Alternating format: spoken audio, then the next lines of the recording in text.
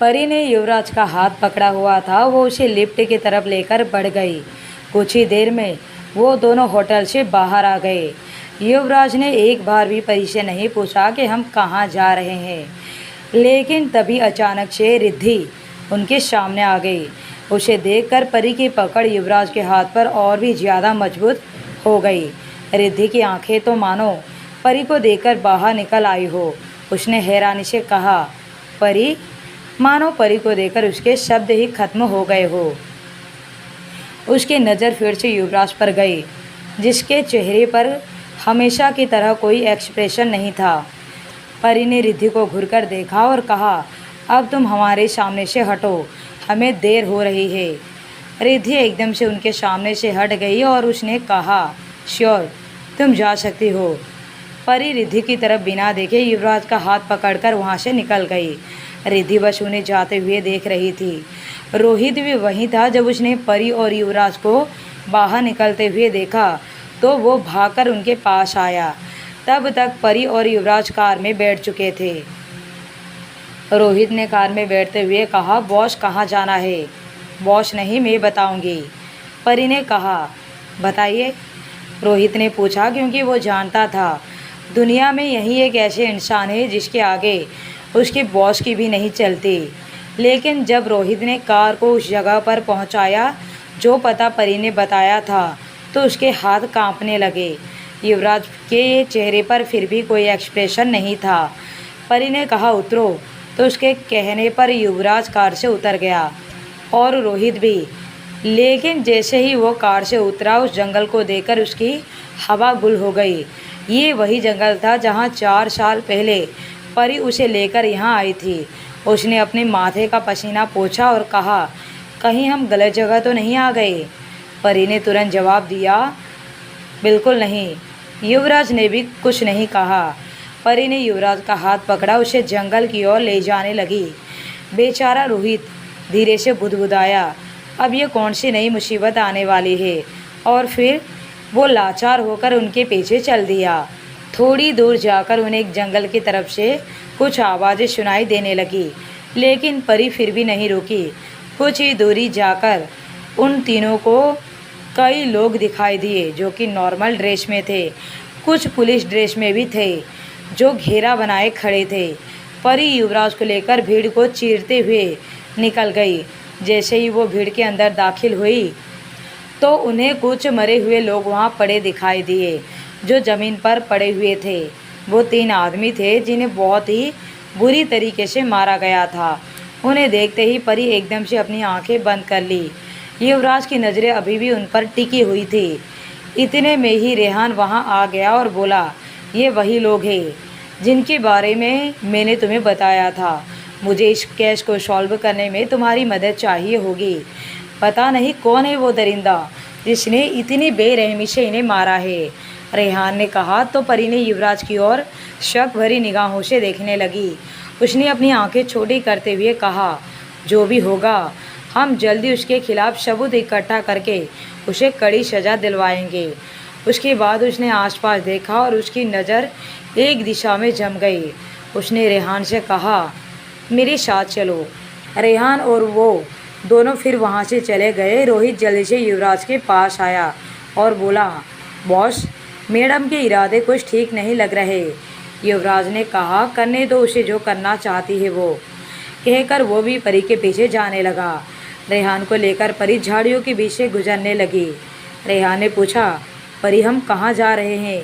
आखिर तुम मुझे कहाँ लेकर जा रही हो? परी ने कहा, अपना मुंह बंद करो और मेरे पीछे आओ। लेकिन हम जा कहाँ रहे हैं? रेहान ने पूछा तो परी ने इस बार को जवाब नहीं दिया।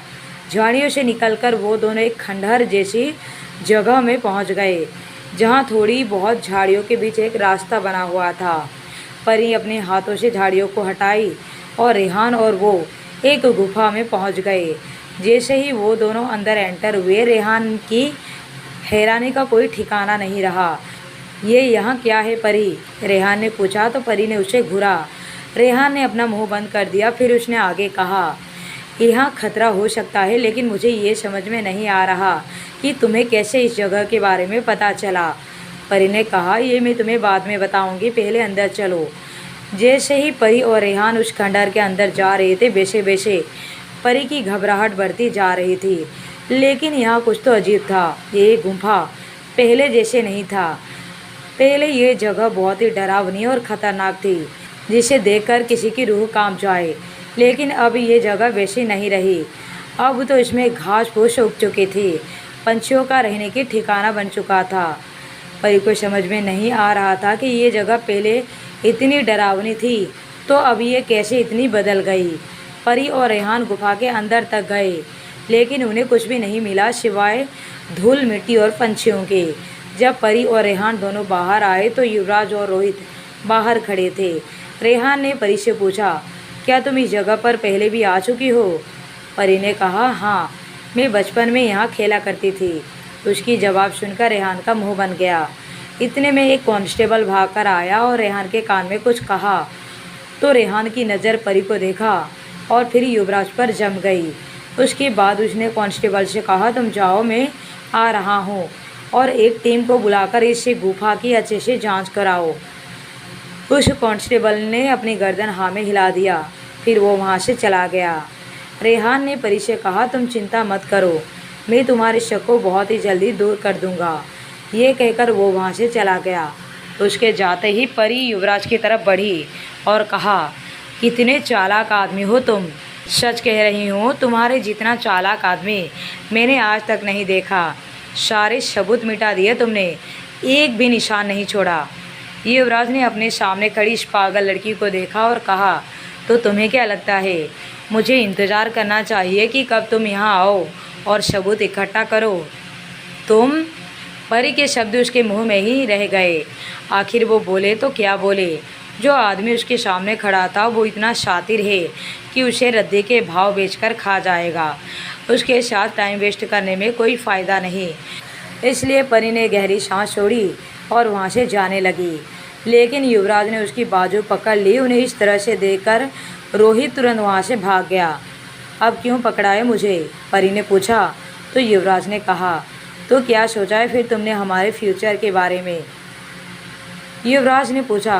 परी ने अपना हाथ छुड़ाते हुए कहा, हमारा कोई फ्यूचर नहीं है। ये कहकर वो वहाँ से चली गई।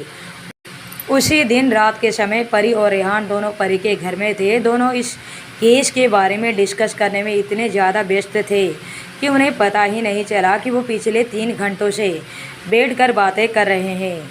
इसके बाद परी ने रेहान के लिए चाय बनाने के लिए किचन में चली गई। रेहान वहीं बैठकर टीवी में न्यूज़ देख रहा था। टीवी पर अभी भी आज हुए इंसिडेंट के बारे में बताया जा रहा था। परी के घर के बाहर ठंडी हवा चल रही थी जो युवराज के चेहरे से होकर गुजर रही थी।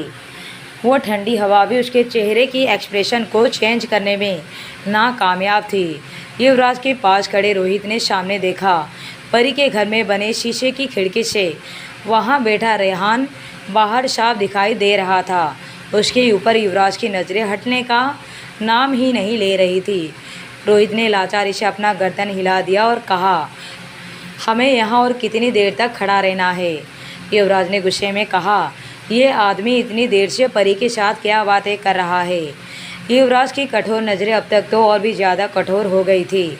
युवराज का मुंह बन गया। उसने सोचा, मुझे क्या पता कि वो दोनों क्या बातें कर रहे हैं। मैं कोई डॉगी तो हूँ नहीं कि जो दूर से ही उनकी बातें सुन लूँगा। लेकिन युवराज की बात का जवाब देने के अलावा उसके पास दूसरा कोई चारा नहीं था। इसलिए उसने अपना मुंह खोला और कहा, मुझे नहीं पता। मैं इस लड़की को 1000 बार समझा चुका हूँ। मुझे इसका किसी गैर मर्द से बात करना पसंद नहीं, लेकिन ये मेरी बात क्यों नहीं सुनती? उसकी बात सुनकर रोहित ने धीरे से बुदबुदाया, जैसे आप परी मैडम की बात बहुत सुनते हो। युवराज ने रोहित के ऊपर अपनी नज़र घुमाते हुए पूछा, तुमने कुछ कहा? युवराज ने पूछा तो रोहित की सांसें अटक गई। क्या अब इस आदमी को मन की बात भी सुनाई देती है? उसने अपनी गर्दन पूरी तरह से ना में हिला दिया और कहा, नहीं, बिल्कुल नहीं, मैंने कुछ नहीं कहा। ठीक है, चलो मेरे साथ। ये कहकर युवराज परी के घर की तरफ बढ़ने लगा।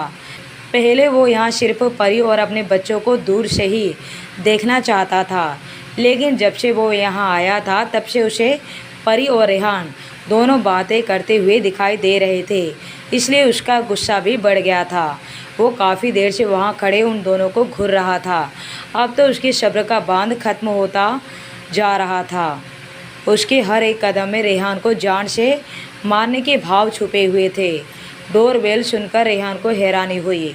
इस वक्त आखिर कौन आया होगा? वो धीरे से खड़ा हुआ और दरवाजे की तरफ बढ़ गया। परी बच्चों के लिए दूध गर्म कर रही थी। दोनों बच्चे अपने कमरे में पढ़ाई कर रहे थे, या फिर कहे तो अहाना पढ़ाई कर रही थी और अयान युवराज की फ़ोटो को ध्यान से देख रहा था, जिसे देखकर परी हमेशा रोया करती थी। वो फ़ोटो युवराज की ही थी। अयान की नज़रें उस फ़ोटो से हट नहीं रही थी। उसने उस फ़ोटो को धीरे से चुरा ली थी ताकि वो उस फ़ोटो को ध्यान से उस चेहरे को देख सके कि ये आदमी सच में युवराज ही है या नहीं। रेहान ने दरवाज़ा खोला तो उसकी आंखें चौड़ी हो गई। तुम यहाँ, वो भी इस वक्त? रेहान ने गुस्से में पूछा। ये सवाल तो मुझे तुमसे करना चाहिए कि तुम इस वक्त मेरी बीवी के घर में क्या कर रहे हो? युवराज ने एक एक शब्द पर जोर देकर कहा। इसमें मेरी बीवी शब्द पर ज़्यादा जोर दिया था। रेहान ने अपनी मुट्ठी कसकर बंद कर ली। उसने गुस्से में उसे उंगली दिखाकर कहा, परी मेरी दोस्त है, मैं उसके घर में कभी भी आ जा सकता हूँ, लेकिन तुम उसके सिर्फ एक्स हस्बैंड हो। युवराज ने जवाब दिया, अभी तक हमारा तलाक नहीं हुआ है। रेहान की आंखें फिर एक बार हैरानी से बड़ी हो गई। इतने में परी बाहर आ चुकी थी आवाज़ सुनकर। अब उसने युवराज को वहाँ देखा तो उसकी भी वही हाल हुआ जो थोड़ी देर पहले रेहान का हुआ था। उसने भी पूछा, युवराज तुम यहाँ? युवराज का मन कर रहा था अपने सामने खड़े इन दोनों को जान से मार दे, लेकिन अगर उसने परी को मार दिया तो वो खुद भी नहीं जी पाएगा। अगर उसने रेहान को मारा तो परी उसे दूर हो जाएगी। इसलिए उसने अपने गुस्से को कंट्रोल करने के लिए अपना चेहरा इधर उधर घुमाना शुरू किया और कहा, मेरे बच्चे कहाँ हैं? वो मेरे बच्चे हैं, परी ने कहा। तो युवराज ने फिर से कहा, तुम्हारे झूठ बोलने से सच बदल नहीं जाएगा। तुम जैसा बेहुदा आदमी मैंने आज तक नहीं देखा, परी ने चिल्लाते हुए कहा। रेहान ने अपनी चुप्पी तोड़ी और कहा, परी मुझे एक बात बताओ, क्या तुमने अभी तक इस आदमी से तलाक नहीं लिया? तलाक का नाम सुनते ही परी युवराज की तरफ देखी। उसे यकीन नहीं हो रहा था कि युवराज ने अपने पर्सनल बात रेहान को बता दी। उसने रेहान से कहा, उस वक्त हालात ही ऐसे थे कि इन सब के लिए वक्त ही नहीं मिला। वक्त नहीं मिला? ये तुम क्या कह रही हो परी? तुम एक सिविल सर्वेंट हो और तुमसे ऐसी गलती कैसे हो सकती है? तुम्हें पता है कि आगे जाकर तुम्हें इसके लिए काफ़ी ज़्यादा तकलीफ़ों का सामना करना पड़ सकता है। तुम्हें इस आदमी से अलग होने के बाद सबसे पहले तलाक लेने का काम ही करना चाहिए था। युवराज काफ़ी ज़्यादा नाराज़ लग रहा था। परी युवराज की तरफ एक नज़र देखा तो वह समझ गई, अगर उसने रेहान को चुप नहीं कराया तो युवराज उसे जान से मार देगा। वो रेहान को कंट्रोल कर सकती थी, लेकिन युवराज के ऊपर उसका कोई कंट्रोल नहीं था। वो जानती थी कि युवराज को सबसे ज़्यादा गुस्सा इसी बात पर आता है जब कोई परी और उसके रिश्ते के बारे में सवाल करे। उसने सिर्फ रेहान को शांत करने के लिए कहा, रेहान ये हम दोनों के बीच का मैटर है, तुम्हें चिंता करने की कोई ज़रूरत नहीं है। काफ़ी रात हो चुकी है, अब तुम्हें जाना चाहिए। लेकिन रेहान कुछ बोलने ही वाला था कि तभी युवराज ने कहा, अब तुम जाओ यहाँ से। रेहान के पास जाने के अलावा कोई और चारा नहीं था। उसने एक नज़र परी को देखा और फिर रेहान के जाने से पहले उसने परी से कहा, मैं तुम्हारे हर फैसले की कदर करता हूँ। मुझे यकीन है कि तुम जो भी फैसला लोगी सोच समझ कर लोगी। ये कहने के बाद वो वहाँ से युवराज को घूरता हुआ निकल गया। युवराज और परी एक दूसरे को देख रहे थे। रोहित उनके बीच कबाब में हड्डी बनना नहीं चाहता था, इसलिए उसने धीरे से कहा, बॉस क्या मैं अब जाऊं? युवराज ने बस हाँ में अपनी गर्दन हिला दिया। उसके बाद उसने धीरे से परी के पास आया और उसके सामने खड़ा हो गया। ऐसा लग रहा था जैसे वो कुछ ना बोल कर भी बहुत कुछ बोल रहा हो। परी गुस्से में बोली, अब क्या चाहिए तुम्हें? युवराज ने कहा, कुछ नहीं। वो बस उसे देखता रहा।